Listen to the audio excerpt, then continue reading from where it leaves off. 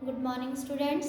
मैं आज आप लोगों को आपके चैप्टर 5 वीर शिवाजी जो आपका चैप्टर है एकांकी जो हमने पढ़ी है उसका रह गया था आपका कुछ चैप्टर में इनकम्प्लीट था आपका चैप्टर, तो आज मैं कंप्लीट कराने जा रही हूँ। मैंने पेज नंबर 33 इससे पहले कंप्लीट करा दिया। आज मैं पेज नंबर 34 रीडिंग करवाने जा रही हूँ। आप लोग ध्यान से देखेंगे और सुनेंगे।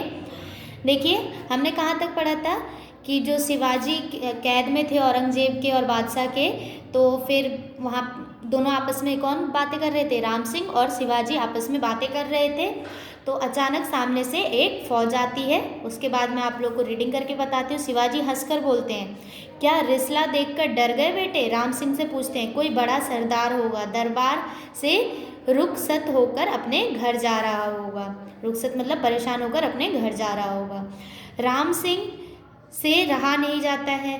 वह उठकर बाहर जाकर देखना चाहता है कि क्या बात है। मदारी दौड़कर आ रहा था, उससे टकराता है। मदारी दूर से ही बोलता है, महाराज दगा, धोखा, नज़दीक आकर सत्यानाश हो गया महाराज। शाही फौजों ने हमको चारों तरफ से घेर लिया है। अब राम सिंह बोलते हैं, हमें एहसास नहीं था कि बात यहाँ तक बढ़ जाएगी। अब वो मदारी कौन था? औरंगजेब का सरदार था। राम सिंह, हमें एहसास नहीं था कि बात यहाँ तक बढ़ जाएगी कि लोग हमें घेर लेंगे चारों तरफ से, शिवाजी से कहते हैं। तो उसके बाद शिवाजी जो इस बीच खड़े हो गए, बैठे हुए थे, खड़े हो जाते हैं, पत्थर के बुत की तरह खड़े रह जाते हैं। शंभू राजा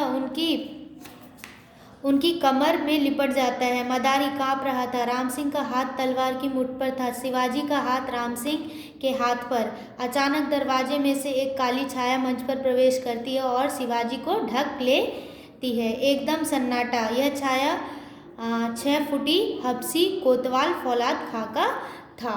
किसका था वो छाया? जो औरंगजेब का कोतवाल था, यानी कि पहरेदार, उसका था फौलाद खां। फौलाद खान शिवाजी राजा आलमगीर बादशाह के बंदे को फौलाद खां कहते हैं, यानी कि वो अपना इंट्रोडक्शन देता है कि मुझे फौलाद खां कहते हैं शिवाजी। वज़ीर जाफ़र खां साहब के हुक्म, हम आपको गिरफ्तार करने आए हैं। आपको बाहर जाने या किसी बाहरी शख्स से मुलाकात करने की इजाज़त नहीं है। बादशाही फ़ौज ने 5000 सिपाही नंगी शमशीर लेकर दिन रात बाहर पहरे पर तैनात। आप अब हमारे कब्जे में हैं। शिवाजी से कहते हैं फौलाद खां। शिवाजी अपने को संभालते हुए वो अपने को संभाल लेते हैं और बोलते हैं, खां साहब आप अपना काम कीजिए, हमारी तरफ से आपको कोई शिकायत नहीं होगी। आखिर हम दोनों बादशाह सलामत के बंदे हैं। आप पहरा दीजिए, हम कैद खाने में रहेंगे। प्रकाश। इसी तरह जो नाटक होता है ये एकांकी है, किसने बनाई है एकांकी? वसंत देवराज जी ने बनाई है।